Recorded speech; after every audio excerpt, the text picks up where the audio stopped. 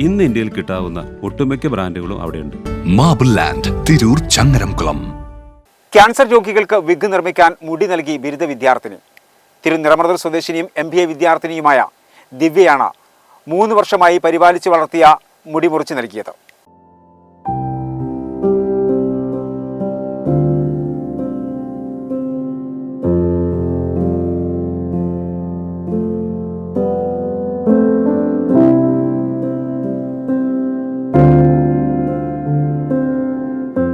നിറമറുതൽ സ്വദേശി തെക്കത്ത് കുമാരൻ ഇന്ദിര ദമ്പതികളുടെ മകളായ ദിവ്യയാണ് 3 വർഷമായി താൻ പരിപാലിച്ച മുടി മാതാപിതാക്കളുടെ സാന്നിധ്യത്തിൽ ക്യാൻസർ രോഗികൾക്ക് വിഗ് നിർമ്മിക്കാനായി നൽകിയത്.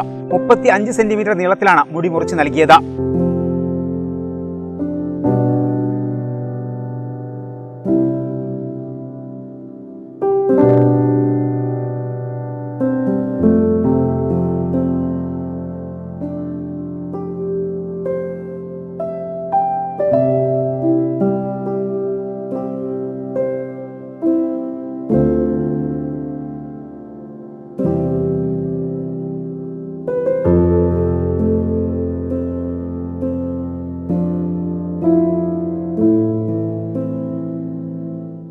ഉപരിപഠനത്തിനായി യൂറോപ്പിലേക്ക് പോകുന്നതിന് തൊട്ട് മുമ്പാണ് മുടി ദാനം നൽകിയത്.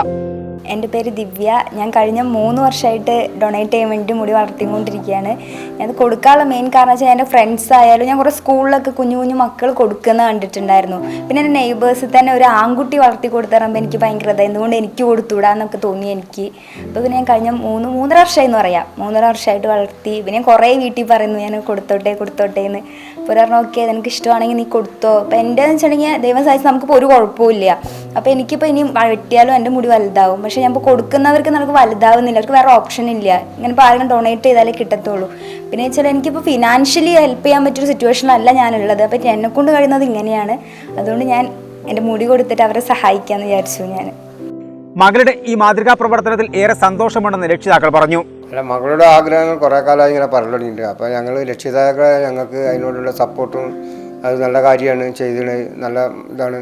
ഇത് കണ്ടിട്ട് മറ്റുള്ള കുട്ടികളും ചെയ്യട്ടെ എന്നുള്ള ഒരു തോന്നൽ വന്നപ്പോൾ ധൈര്യമായിട്ട് ചെയ്തോളൂ എന്ന് ഞങ്ങളും പറഞ്ഞു. സന്തോഷം. പൊതുപ്രവർത്തകരായ മോദിഷ മാലപ്പറമ്പിന്റെയും ഷാജി പുല്ലൂരിന്റെയും സാന്നിധ്യത്തിൽ BDK തിരൂർ താലൂക്ക് യൂണിറ്റ് ഭാരവാഹി ഹക്കീം വട്ടത്താണിക്കാണ് സമ്മതപത്രവും മുടിയും നൽകിയത്.